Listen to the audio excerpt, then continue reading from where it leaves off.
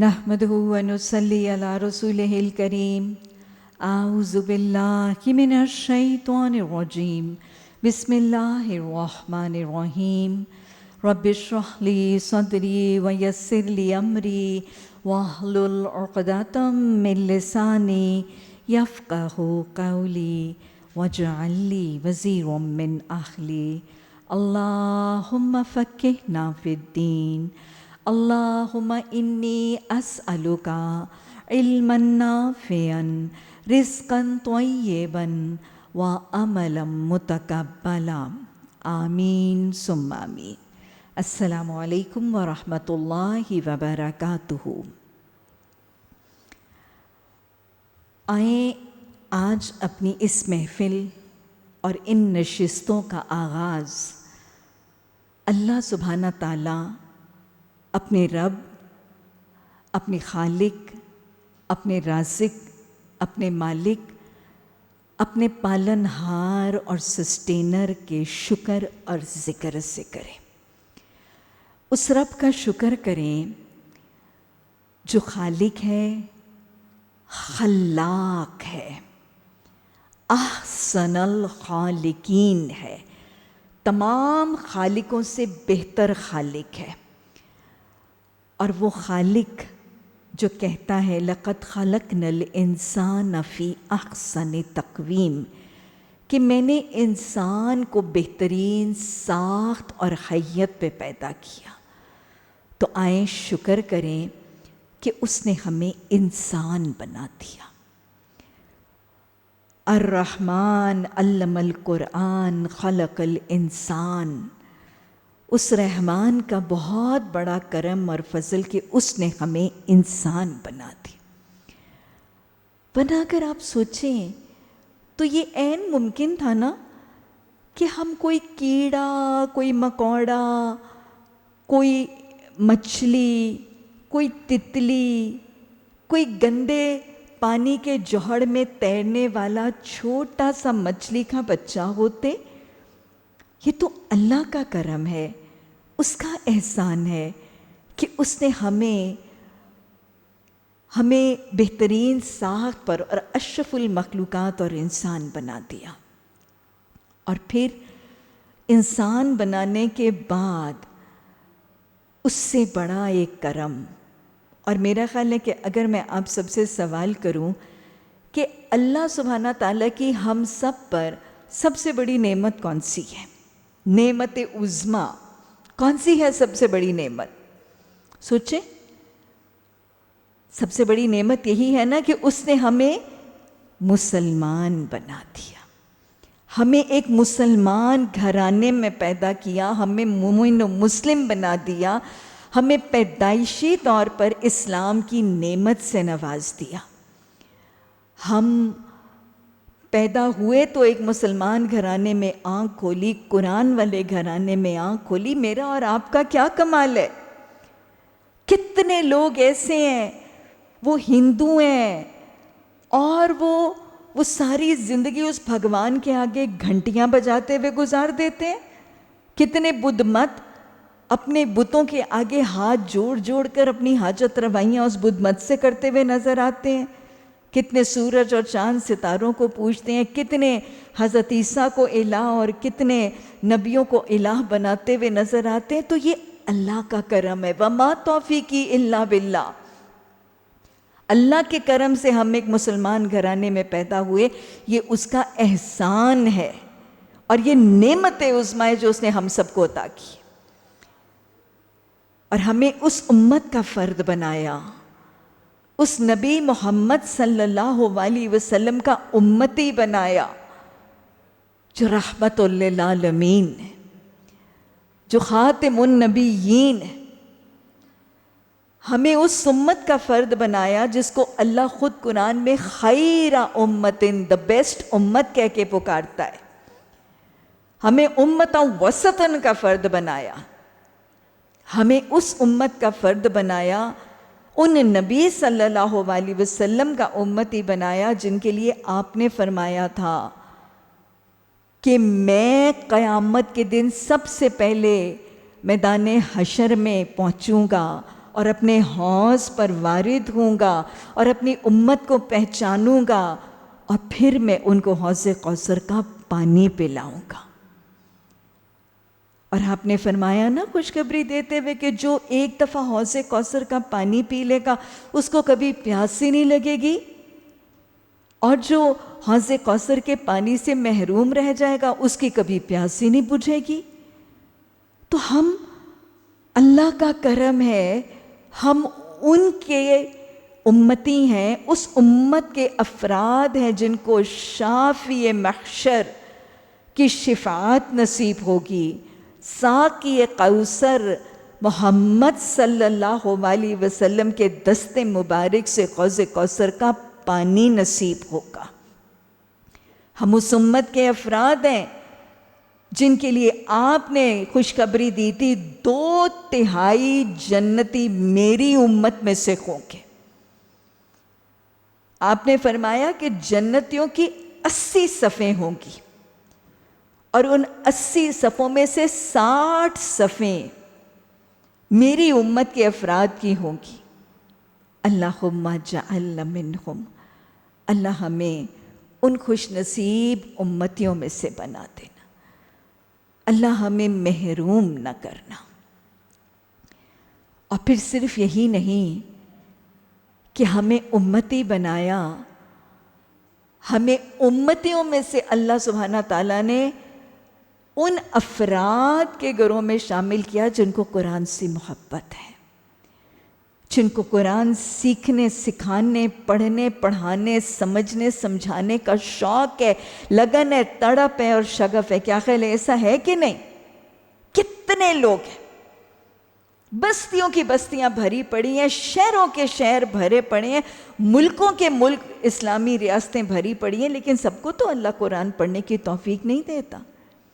یہ کورس ہی ہے نا، اس کی دعوت، اس ایک کورس کی دعوت، بلیو یو می، ہزاروں نہیں لاکھوں کروڑوں لوگوں تک، کالیں، میسیجز، پوسٹیں، نیوز فیڈیں، ہینڈ آؤٹس، بینرز، ہر شکل میں اس قرآن کی دعوت گئی اور اتنے ایکسٹینسو پلیٹ فارمز پہ گئی، لیکن توفیق سب کو تو نہیں ہوتی، توفیق تو کچھ چنے ہوئے لوگوں کو ہوتی ہے، جن کے حدیث میں آتا ہے نا کہ کچھ لوگ ایسے ہوتے ہیں کہ اللہ فرشتوں کو حکم دیتا ہے کہ نشستوں پہ ان خوش نصیبوں کے نام لکھ دیے جائیں۔ یہ اللہ کا کرم ہے کہ اللہ نے ہمیں ان میں سے بنا دیا۔ نہ آپ کا کمال نہ میرا کمال، اگر میں اور آپ آج یہاں ہیں اور یا باقی کا سال ہم یہاں پہنچیں گے تو اس میں میرا اور آپ کا کوئی کمال نہیں، یہ میرے رب کی مہربانی ہے، یہ میرے رب کا کرم اور اس کا فضل ہوگا۔ اللہ اپنا کرم اور اپنا فضل ہم سب کے شامل حال رکھنا۔ تو یہ وہ قرآن ہے جس سے جڑنے اور جوڑنے کا شوق اللہ نے ہمیں دے دیا، اور اللہ نے ہمیں ان میں بنا دیا جو اس قرآن سے محبت کرتے ہیں، جو اس قرآن کو سیکھنے سکھانے کا شوق رکھتے ہیں۔ اللہ اس میں استقامت عطا فرمانا۔ یہ قرآن وہ کلام ہے جس کے لیے اللہ خود قرآن میں سورہ بقرہ میں فرماتا ہے، آیت نمبر 231، وَاذْكُرُوا نِعْمَةَ اللَّهِ عَلَيْكُمْ وَمَا أَنزَلَ عَلَيْكُمْ مِنَ الْكِتَابِ وَالْحِكْمَةِ يَعِظُكُمْ بِهِ، تم ذکر کرو ان نعمتوں کا جو اللہ نے تم پر کی اور وہ کتاب جو اس نے حکمت اور دانائی والی تم پر نازل کی۔ تو گویا یہ اللہ قرآن کی نعمت کو یاد کرنے اور شکر کرنے کی تاکید سورہ بقرہ کی آیت نمبر 231 میں فرما رہے۔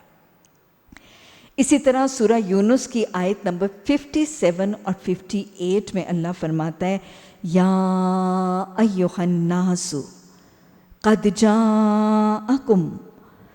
جاءتکم موعظۃ من ربکم وشفاء لما فی الصدور وہدی ورحمۃ للمؤمنین قل بفضل اللہ وبرحمتہ فبذلک فلیفرحوا وَهُوَ خَيْرٌ مِّمَّا يَجْمَعُونَ۔ اللہ کہہ رہے ہیں کہ اے لوگو، تمہارے پاس تمہارے رب کی طرف سے ایک واعظ، ایک نصیحت، ایک یاد دہانی آ گئی ہے جو ایمان لانے والوں کے لیے رحمت ہے۔ اور اللہ نے اس آیت میں سورہ یونس کی آیت نمبر 57 اور 58 میں بڑی خوبصورت بات فرمائی، وَهُوَ خَيْرٌ مِّمَّا يَجْمَعُونَ۔ یہ قرآن ان تمام چیزوں سے بہتر ہے جو لوگ جمع کر رہے ہیں۔ آج دنیا، آج کے مادہ پرست دور میں، آج کے میٹیریلسٹک دور میں لوگ تو کوٹھیاں، جائیدادیں، ہیرے جواہرات، سونے چاندیاں، پراپرٹیاں، پتہ نہیں کیا کیا جمع کر رہے ہیں۔ تو اللہ مجھ سے اور آپ سے مخاطب ہے کہ قرآن کی محفل میں، قرآن کی تعلیم کی نشستوں میں بیٹھ کے جو تم سمیٹ رہے ہو وہ ان تمام چیزوں سے بہتر ہے جو دنیا دار دنیا میں سمیٹتے پھرتے۔ اللہ اس کو سمیٹنے میں توفیق عطا فرما، استقامت عطا فرما، پختہ پا بن کے ان خزانوں کو سمیٹنے کی توفیق عطا فرما۔ یہ وہ قرآن ہے جس کو سورہ ہجر کی آیت نمبر 9 میں اللہ نے الذکر کہہ کر پکارا ہے، اِنَّا نَحْنُ نَزَّلْنَا الذِّکْرَ وَإِنَّهُ لَحَافِظُونَ، اِنَّهُ لَهُ لَحَافِظُونَ۔ اللہ کہتا ہے کہ اس کی میں نے حفاظت کی ہے اور اس کو ذکر بنا کے میں نے نازل کیا ہے۔ تو گیا یاد رکھیے گا، یہ قرآن ان تمام چیزوں سے بہتر ہے جو لوگ جمع کرتے ہیں۔ قرآن تو اللہ کا ایک معجزہ ہے، قرآن تو ایک پارس ہے، جس کو چھو جاتا ہے اس کو انمول بنا دیتا ہے۔ قرآن جس مہینے میں نازل ہوا، شہر رمضان الذی انزل فیہ القرآن، وہ مہینہ شہر عظیم، شہر مبارکۃ بن گیا۔ یہ قرآن جس رات میں اترا، لیلۃ القدر خیر من الف شہر، 1000 مہینوں سے بہتر لیلۃ القدر بن گئی۔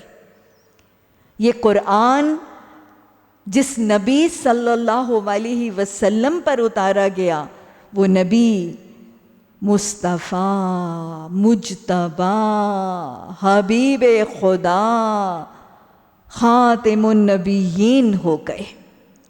یہ قرآن مکہ کی بستی، جس مکہ کی بستی پر اترا، وہ بستی ام القریٰ بن گئی۔ جس قوم پر بدوؤں، جاہلوں، گواروں کی قوم پر، مشرکوں، بت پرستوں کی قوم پر اترا، وہ قوم کیا بن گئی؟ خیر امتن بن گئی، امتن وسطن بن گئی۔ اور پھر یہ قرآن، اس کا علم، اس کا فہم جس کو مل جاتا ہے، خیرکم من تعلم القرآن وعلمہ، تم میں سے بہترین وہ ہے جو قرآن کو پڑھتا اور پڑھاتا ہے۔ یہ قرآن ہے، یہ جس کو چھو جاتا ہے نا، اس کو کندن بنا دیتا ہے، اس کو انمول بنا دیتا ہے۔ یہ وہ قرآن ہے کہ آپ نے فرمایا،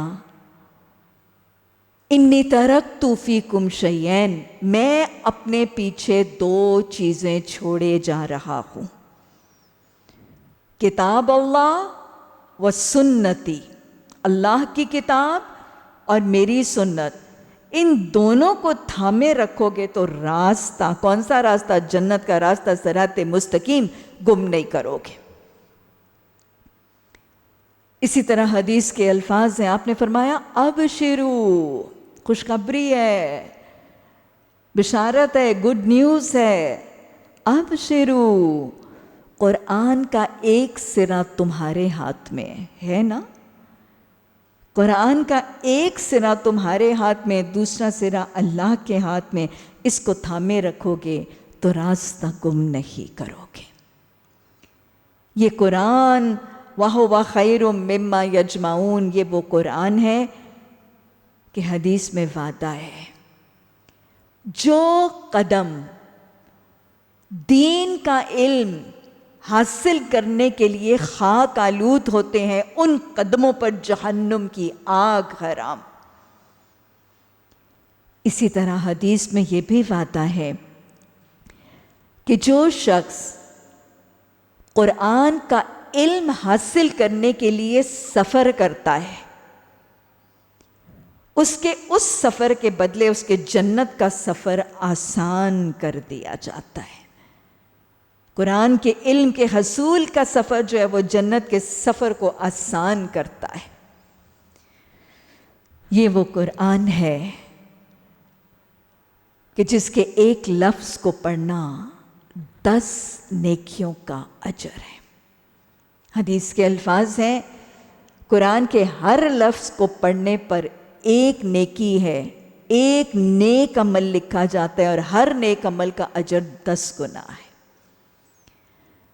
یہ وہ قرآن ہے جو میں اور آپ آج تھام رہے ہیں، جس کے لیے خوشخبری ہے کہ جو شخص قرآن کی 2 آیات کو سمجھ کے پڑھتا ہے یا پڑھاتا ہے، اس کو 100 نوافل کا اجر دیا جاتا ہے۔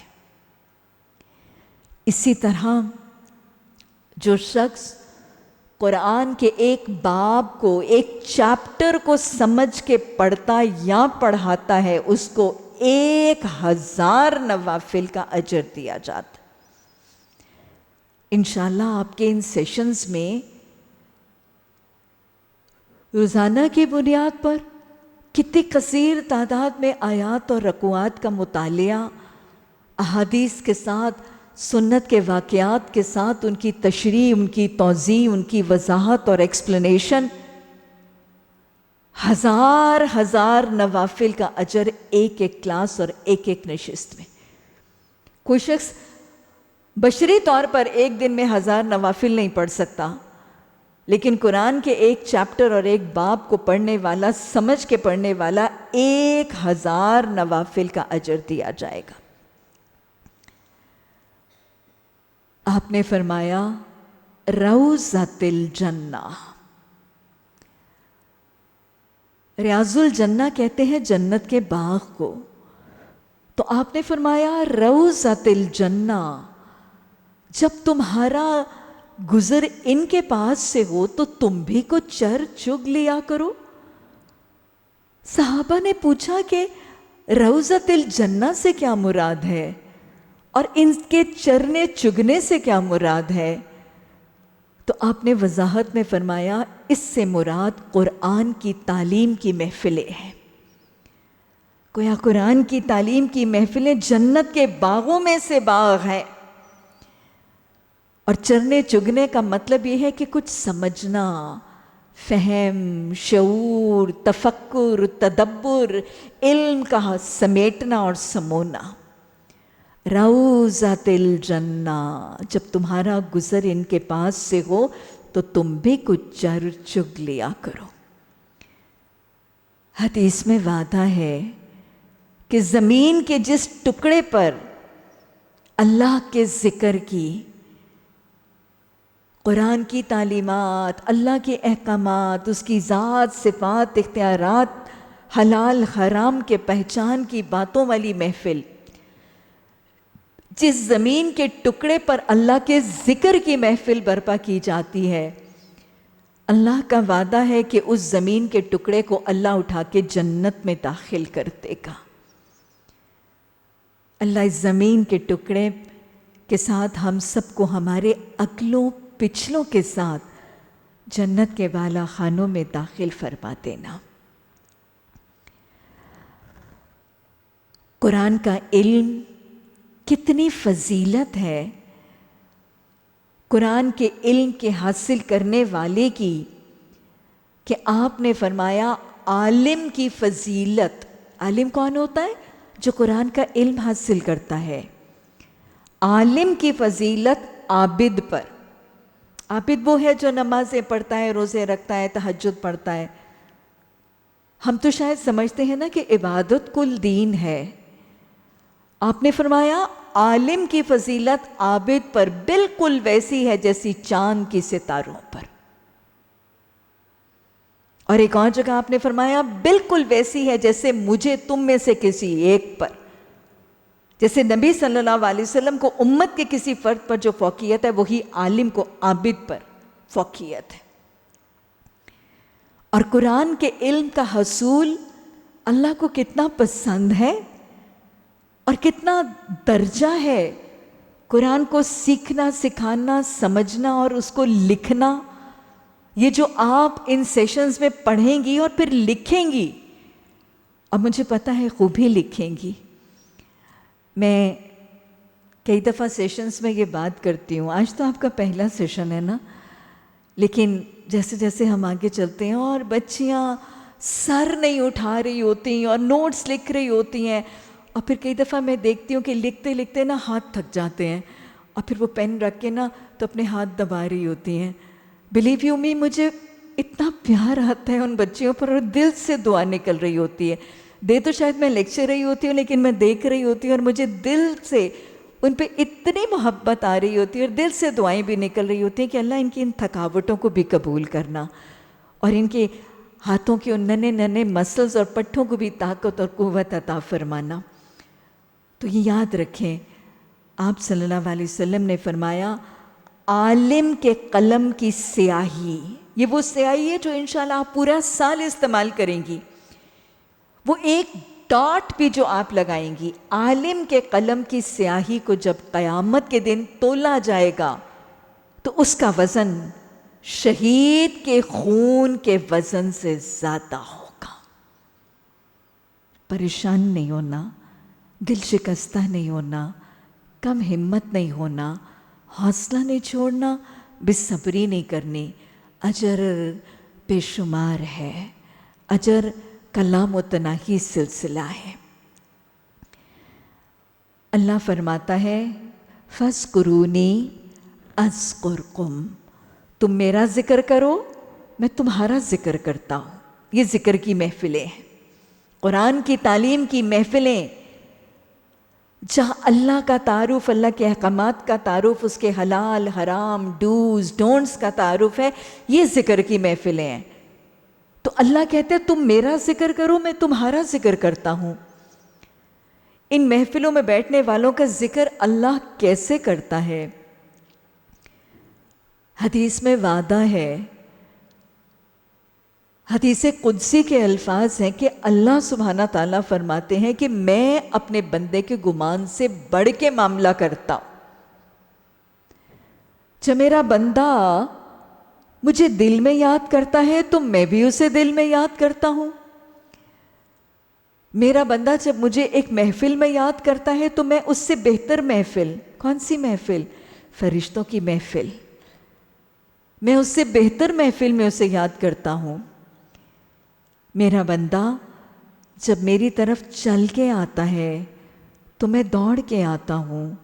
میرا بندہ جب میری طرف ایک ہاتھ آتا ہے تو میں 10 ہاتھ آتا ہوں.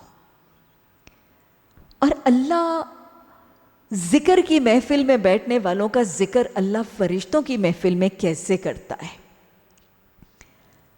حدیث کا وعدہ ہے، طویل حدیث ہے، اس لیے میں اس کا مفہوم اپنے الفاظ میں بیان کروں گی. آپ صلی اللہ علیہ وسلم نے فرمایا الملائکۃ سیارہ، فرشتے سیر کرتے ہیں، چلتے پھرتے ہیں، اور وہ کچھ ذکر کی محفلیں تلاش کر رہے ہوتے ہیں. یہ جیسے میری اور آپ کی محفل ہے جہاں لوگ بیٹھ کے اللہ کے احکامات اور اللہ کی تعلیمات پہ بات کر رہے ہیں، تو فرشتے ایسی محفلیں تلاش کرتے ہیں. اور پھر کیا ہے؟ حدیث میں آتا ہے کہ جب فرشتوں کو ایسی محفلیں مل جاتی ہیں تو پھر فرشتے ان محفلوں کو گھیر لیتے ہیں، ان کے گرد ایک سرکل، ایک احاطہ بنا لیتے ہیں. اور حدیث میں آتا ہے کہ وہ فرشتے پھر آسمان اور زمین کے درمیان آنے جانے والے فرشتوں کو روکتے ہیں، اور روکنے کے بعد حالت یہ ہوتی ہے کہ زمین سے لے کے آسمان تک فرشتے اس محفل کے گرد گھیرا بنا لیتے ہیں. کیفیت اپنے اوپر طاری کر لیجئے. اور حدیث میں آتا ہے کہ یہ فرشتے جب ان حاضرین محفل کو گھیرتے ہیں تو ہر آنے والے کے قدموں تلے اپنے پر بچھاتے ہیں. وہ جیسے ہم بڑے اسپیشل مہمانوں کو ریڈ کارپیٹ ٹریٹمنٹ دیتے ہیں نا، لال قالین بچھاتے ہیں اپنے چیف گیسٹ کے لیے، تو فرشتے آنے والوں کے قدموں تلے اپنے پر بچھاتے ہیں. ان کے دل پر سکینہ طاری کرتے ہیں اور ان کے لیے بخشش اور رحمت کی دعائیں کرتے رہتے ہیں جتنی دیر وہ وہاں رہتے ہیں. پھر جب محفل تکمیل تک پہنچتی ہے اور محفل برخاست ہوتی ہے اور لوگ وہاں سے چلتے ہیں تو فرشتے بھی روانہ ہو جاتے ہیں. حدیث میں مزید آتا ہے یہ فرشتے اللہ کے حضور حاضر ہوتے ہیں اور وہاں ایک مکالمہ ہوتا ہے. اللہ ان فرشتوں سے پوچھتا ہے یہ کون تھے؟ فرشتے کہتے ہیں الہی یہ تیرے کچھ بندے تھے. پھر اللہ کہتا ہے یہ کیا کر رہے تھے؟ حدیث میں آتا ہے کہ حالانکہ اللہ سبحانہ تعالیٰ سب کچھ جانتے ہیں تو فرشتے کہتے ہیں الہی یہ تیرا ذکر کر رہے تھے. اللہ سبحانہ تعالیٰ پھر سوال کرتے ہیں یہ کیا چاہتے ہیں؟ اچھا ذرا پوچھیں اپنے آپ کو، ہم کیا چاہتے ہیں؟ ہم یہاں کیوں بیٹھے ہیں؟ ہم چاہتے ہیں نا کہ اللہ ہم سے راضی ہو جائے. ہم چاہتے ہیں نا کہ اللہ ہماری کمیاں کوتاہیاں معاف کر کے ہمیں کوتاہیوں سے دور کر دے. تو بس اللہ ان فرشتوں سے پوچھتا ہے یہ کیا چاہتے تھے؟ وہ کہتے ہیں الہی تیری بخشش کے طلبگار تھے. اللہ سبحانہ تعالیٰ فرماتے ہیں مجھے میرے جلال کی قسم ان سب کو کہہ دو ان کے اٹھنے سے پہلے میں نے ان کے سارے گناہ بخش دی. خلاص سب بخش دی. یہ ہے ذکر کی محفل. یہ ہیں وہ قرآن کی محفلیں جس کے ساتھ جڑنے کی توفیق مجھے اور آپ کو اللہ دے رہا ہے اور اللہ تکمیل تک دے گا انشاءاللہ. ہر محفل کے برخاست ہونے سے پہلے وہ اوپر اعلان ان سب کو کہہ دو ان کو چھوٹوں کے بڑوں کے چھوٹے بڑے سب معاف کر دے. ان میں سے ایک فرشتہ پھر اللہ سے مخاطب ہو کر سوال کرتا ہے کہ الہی یہ بخشش کا اعلان تو نے ان لوگوں کے لیے کیا جو اس محفل میں آئے تھے. وہاں پہ ایک شخص ایسا تھا جو سرے راہ گزر رہا تھا. اس نے لوگوں کو جمع دیکھا، وہ بھی وہاں بیٹھ گیا. اس کے بارے میں کیا حکم ہے؟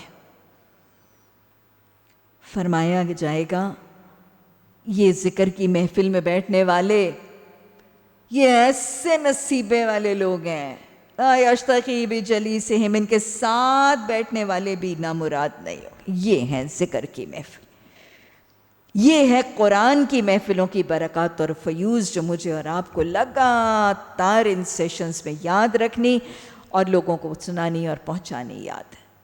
وہ ہمارا معاشرہ، وہ ماحول جو قرآن کو پڑھنے میں کچھ خائف ہوتا ہے، قرآن کی نشستوں کے ساتھ جڑنے میں کچھ ٹھٹکتا ہے، رکتا ہے. دنیا کی تعلیم میں تو چلے جائیں، اس کو کیا پڑھیں. یاد رکھیں اس کی برکات اور فیوز. یہ وہ قرآن ہے جس کے لیے ہمیں کتنی برکات اور کتنی فیوز اللہ سبحانہ تعالیٰ قرآن کے ذریعے اور پھر احادیث کے ذریعے بتا رہا ہے.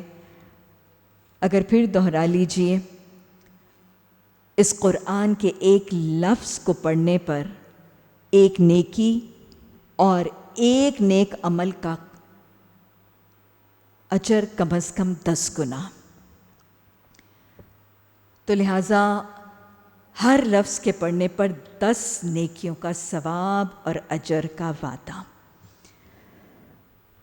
قرآن کی تلاوت اور اس کا اجر اور اس کی برکات اور فیوز حضرت ابو موسیٰ اشعری رضی اللہ تعالیٰ عنہ کی روایت سے بخاری کی بہت خوبصورت حدیث ہے، اس میں تشبیہات ہیں۔ آپ نے فرمایا قرآن کی تلاوت کرنے والے مومن کی مثال لیمو کی سی ہے، یعنی ایک تو قرآن کی تلاوت کر رہا ہے اور دوسرا وہ قرآن کو اور قرآن کی ماننے والا مومن بھی ہے۔ تو قرآن کی تلاوت کرنے والے مومن کی مثال لیمو کی سی ہے، جس کی خوشبو بھی اچھی ہے اور اس کا ذائقہ بھی اچھا ہے۔ پھر آپ نے فرمایا قرآن کی تلاوت نہ کرنے والے مومن کی مثال کھجور کی سی ہے تو مومن لیکن قرآن کی تلاوت نہیں کرتا، اس کی مثال کھجور کی سی ہے جس کا ذائقہ تو اچھا ہے لیکن اس کی خوشبو نہیں ہے۔ گویا ذائقہ ایمان اور اطاعت کی وجہ سے ہے، ایمان کی مٹھاس ہے، ایمان کی حلاوت اور چاشنی ہے، اور خوشبو جو ہے وہ قرآن کی تلاوت کی وجہ سے ہے۔ اسی طرح پھر آپ صلی اللہ علیہ وسلم نے فرمایا قرآن کی تلاوت کرنے والے گناہگار کی مثال ریحان کی سی ہے، جس کی خوشبو تو وہ اچھی ہے لیکن اس کا ذائقہ کڑوا ہے، گناہ کا ذائقہ کڑوا ہے، لیکن قرآن کی تلاوت کی وجہ سے اس کی موجودگی سے ایک مہک ضرور ہے۔ پھر چوتھی مثال میں آپ نے فرمایا قرآن کی تلاوت نہ کرنے والے گناہگار کی مثال اندرائن کی سی ہے، یہ کڑوا پھل ہوتا ہے جس کی خوشبو بھی نہیں اور جس کا ذائقہ بھی کڑوا ہے۔ تو بہت خوبصورت مثالوں سے آپ نے ایک مومن، ایک فرما بردار اور گناہگار اور تلاوت کرنے والے اور نہ کرنے والے کی مثالیں بتائیں۔ اللہ ہمیں قرآن کی تلاوت کرنے والا مسلم اور مومن بنائے۔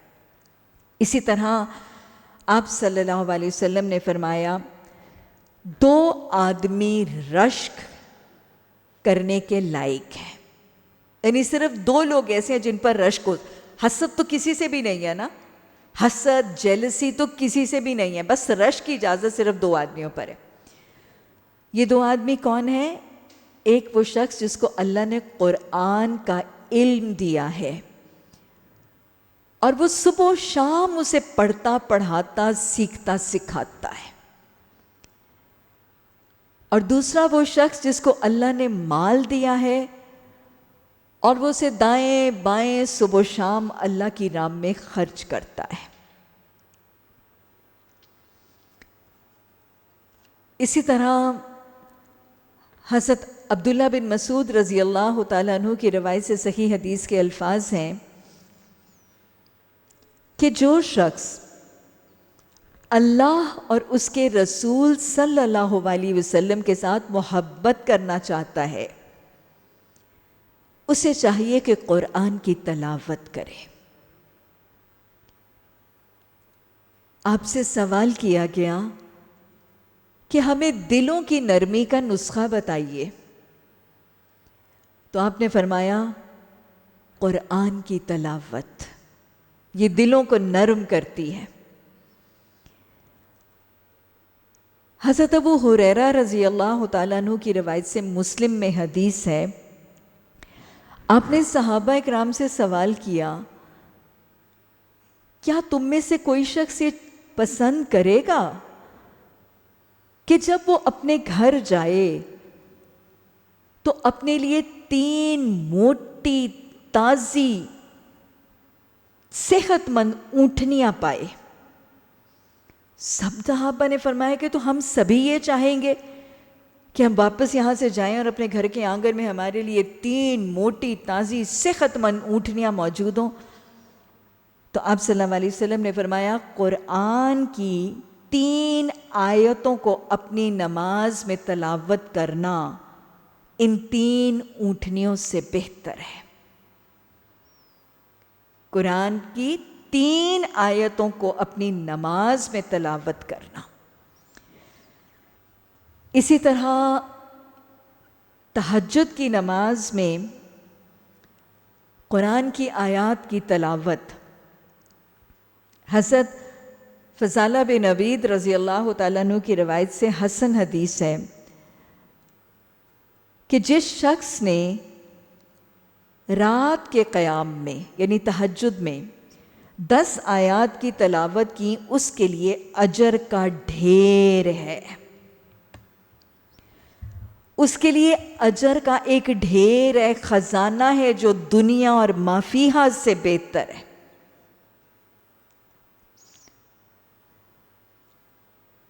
اور ایک اور حدیث میں وعدہ ہے 100 آیات کے حوالے سے۔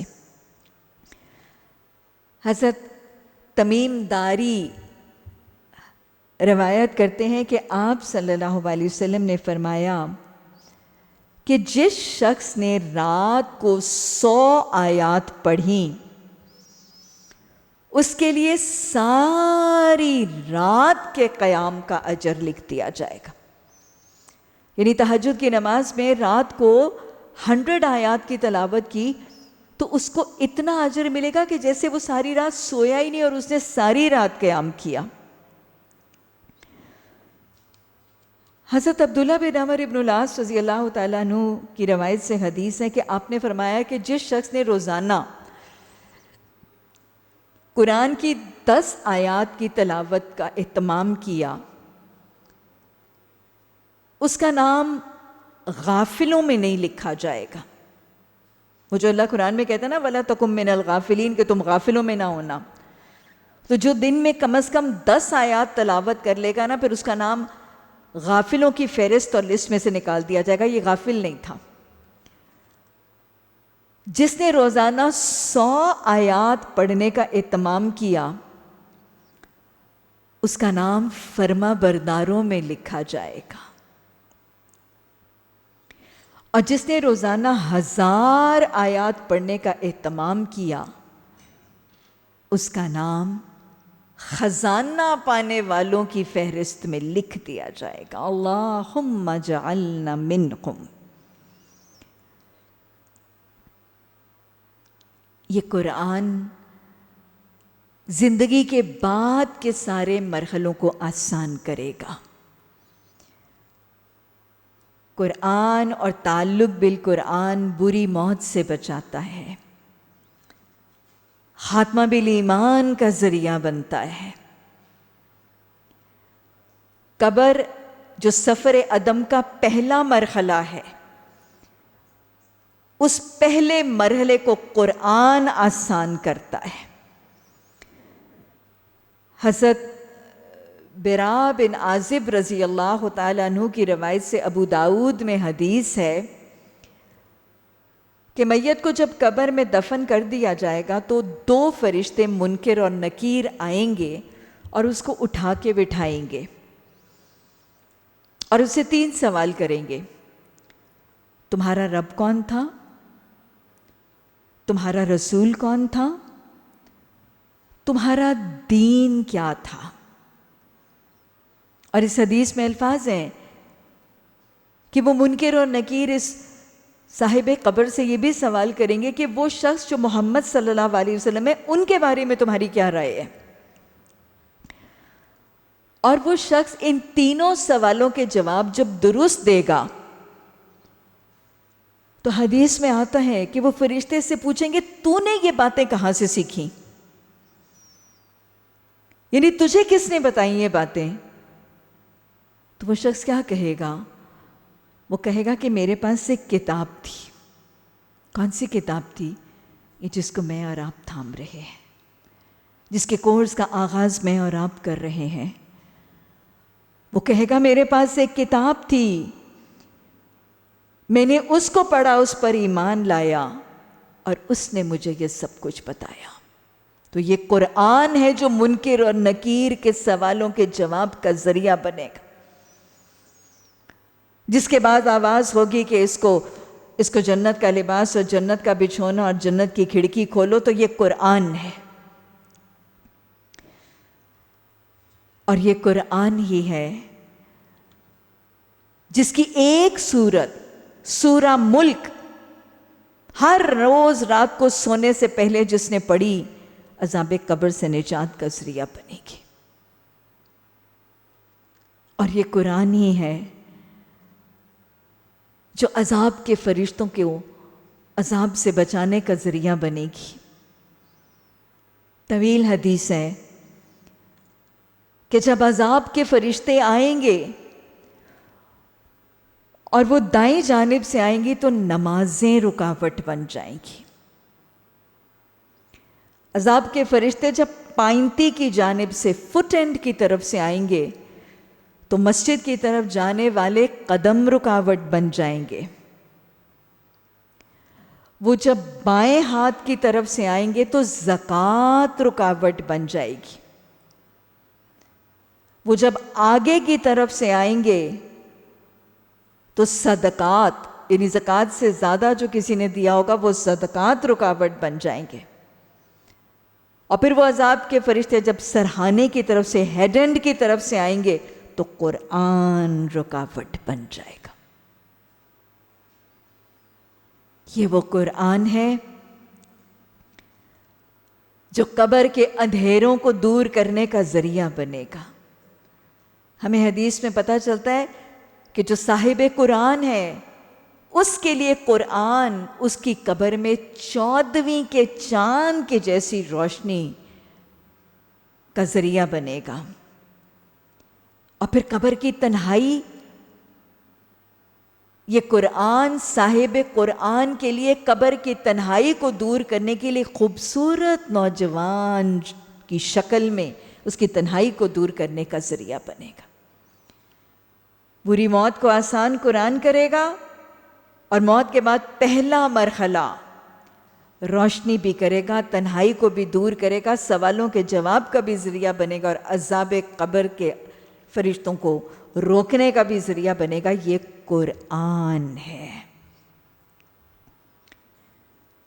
میدان حشر میں بھی حدیث میں آتا ہے قرآن کچھ کو گرائے گا کچھ کو اٹھائے گا.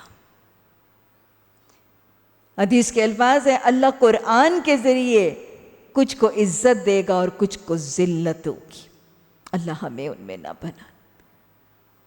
حدیث میں آتا ہے وَالْقُرْآنُ حُجَّةً لَكَ وَعَلَيْكَ، یا قرآن تمہارے حق میں حجت یا تمہارے خلاف حجت ہو. حدیث میں الفاظ ہیں قیامت کے دن قرآن سے بڑھ کے شافی اور کوئی نہیں ہوگا. اسی طرح ایک اور حدیث میں الفاظ ہیں قیامت کے دن قرآن ایسا شافی ہوگا کہ اس کی سفارش رد نہیں ہوگی. اس سے بڑھ کے کوئی سفارش ہی نہیں اور اس کی سفارش رد نہیں ہونی. آپ صلی اللہ علیہ وسلم نے خوشخبری دی ہے. اس کی تو 2 صورتیں الزہراوین، سورہ بقرہ، سورہ عمران، یہ سایہ بھی کریں گی، یہ جھگڑا بھی کریں گی، یہ سفارش بھی کریں گی. اور حدیث میں ہے نا قیامت کے دن قرآن اور روزہ سفارش کریں گے. قرآن کہے گا میں نے ان کو سونے سے روکے رکھا. روزہ کہے گا میں نے انہیں کھانے سے روکے رکھا. اور آپ نے فرمایا دونوں کی سفارش قبول ہوگی. میدان حشر میں سایہ، سفارش اور گواہی کا ذریعہ یہ قرآن ہوگا. اور حدیث میں ایک اور وعدہ ہے. حضرت عائشہ رضی اللہ تعالیٰ عنہ کی روایت سے مسلم میں حدیث ہے کہ قرآن کی تلاوت میں مہارت رکھنے والا، یعنی بڑی روانی سے، فلوئنسی سے، مہارت سے قرآن کی تلاوت کرنے والا عزت دار فرشتوں کے ساتھ ہوگا. اللہ کے جو معزز فرشتے ہیں نا ان کے ساتھ ہوگا جو بڑی روانی سے قرآن کی تلاوت کرتا ہے. اور جو تلاوت کرنے میں اٹکتا ہے اور جو تلاوت کرنے میں مشکل محسوس کرتا ہے لیکن کوشش کرتا ہے اس کے لیے دوہرا اجر ہوگا.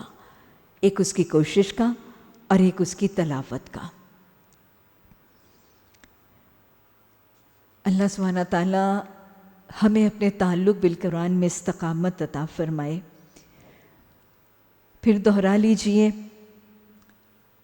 بخاری کی حدیث حضرت عثمان رضی اللہ تعالیٰ عنہ کی روایت سے، خیرکم من تعلم القرآن وعلمہ، تم میں سے بہترین وہ ہے جو قرآن کو پڑھتا اور قرآن کو پڑھاتا ہے۔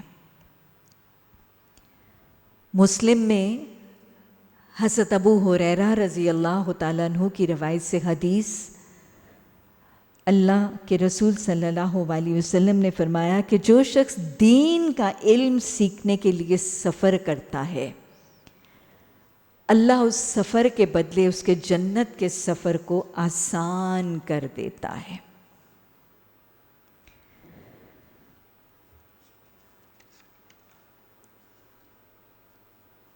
اللہ سبحانہ تعالیٰ نے کتنا اجر رکھا ہے قرآن کا علم حاصل کرنے والے کے لیے، اور کتنی دعائیں اس کو ملتی ہیں اللہ کی مخلوق کی۔ ایک شخص بہت طویل سفر کر کے حضرت ابو ہریرہ رضی اللہ تعالیٰ عنہ کے پاس حاضر ہوا اور ان سے ایک مسئلہ پوچھا۔ حضرت ابو ہریرہ دمشق میں تھے۔ یہ شخص مکہ یا مدینہ سے چل کے دمشق گیا اور حضرت ابو ہریرہ سے ایک دین کا مسئلہ دریافت کیا۔ اس کے سوال کا جواب دینے سے پہلے حضرت ابو ہریرہ رضی اللہ تعالیٰ عنہ نے اس شخص سے سوال کیا، میرے بھائی مجھے یہ بتاؤ کہ تم جو اتنا سفر طے کر کے آئے ہو، کیا تم کسی دنیاوی کام کے لیے آئے تھے اور ساتھ مجھ سے مسئلہ پوچھ رہے ہو، یا تم اتنا سفر طے کر کے آئے ہی صرف یہ مسئلہ پوچھنے کے لیے تھے؟ بات سمجھ میں آئی؟ کہ مطلب تم کسی اپنے کاروبار کے لیے، کسی بزنس کے لیے، کسی اور کام کے لیے آئے تھے اور تمہیں پتہ چلا حضرت ابو ہریرہ بھی یہاں پہ، تم نے کہا چلو میں یہ بھی پوچھ لوں، تو تم کس مقصد سے آئے ہو؟ اس نے کہا کہ میرا اللہ جانتا ہے میں یہ دین کا مسئلہ، یہ حدیث کا مسئلہ پوچھنے کے علاوہ اور کسی مقصد سے نہیں آیا، میرا صرف مقصد یہ تھا۔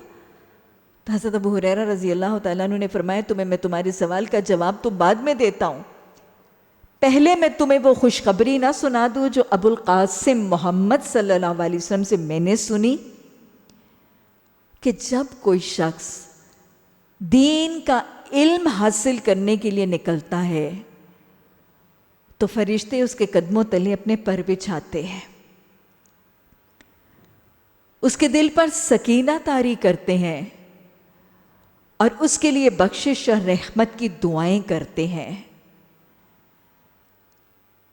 ہواؤں کے پرندے، جنگل کے درندے، سمندر کی مچھلیاں اور آسمان پر فرشتے، یہ ہیں وہ دعائیں جو دین کا علم حاصل کرنے والوں کو ملتی ہیں، اور یہ ہے وہ سکینہ اور اللہ کی رحمتیں اور برکتیں جو خالصتاً دین کا علم حاصل کرنے والے سمیٹتے ہیں۔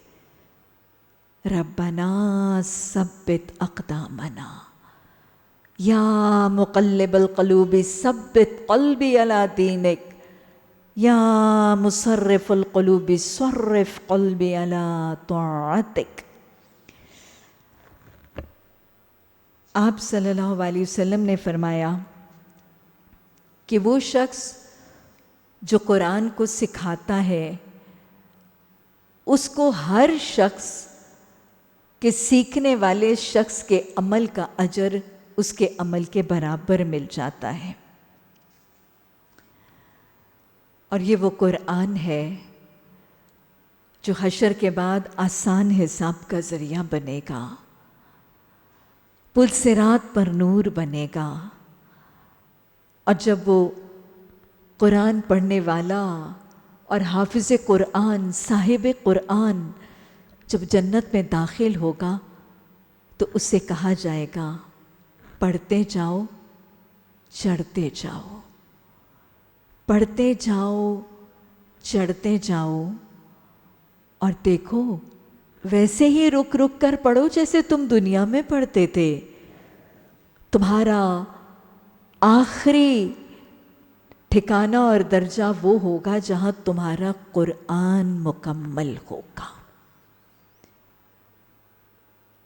اور پھر وہ الفاظ ایک طویل حدیث کے الفاظ ہیں، لیکن وہ کیفیت اور وعدہ بہت خوبصورت ہے۔ اپنے الفاظ میں اس حدیث کا مفہوم بیان کروں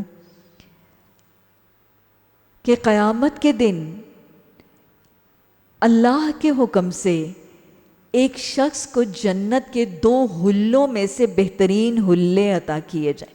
جو جنت کے گاؤنز ہیں نا، جنت کے روبز، وہ شاہانہ لباس، ان لباسوں میں سے 2 بہترین لباس اس کو دیے جائیں گے۔ اور پھر اس شخص کے سر پر ایک تاج رکھا جائے گا۔ آپ کو پتہ ہے تاج حکومت کی، عزت کی، عہدے اقتدار کی علامت ہوتی ہے نا۔ اس کے سر پر ایک تاج رکھا جائے گا جو حدیث کا مفہوم بتاتا ہے کہ وہ اتنا روشن ہوگا کہ اگر سورج بھی تمہارے گھروں کے آنگن میں اترے تو اس سے زیادہ روشن ہوگا۔ آپ کو کیفیت من میں آ رہی ہے؟ جنت کے لباسوں میں سے 2 بہترین لباس، اس کے سر پہ کتنا روشن تاج، اور وہ شخص پوچھے گا کہ یہ میری عزت، یہ میرا اشراف کیوں؟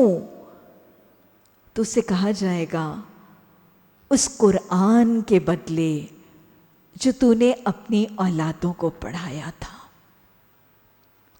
ذرا سوچیں، صاحب قرآن کے والدین کا حال یہ ہے تو خود صاحب قرآن کا حال کیا ہوگا؟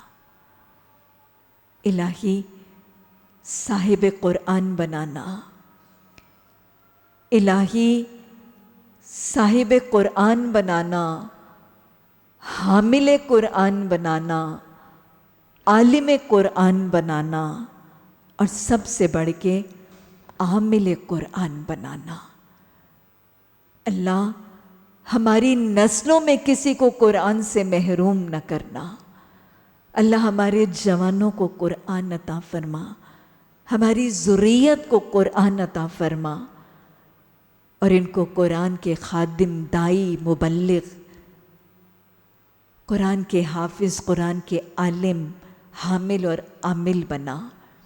الہی ہمیں محروم نہ کرنا۔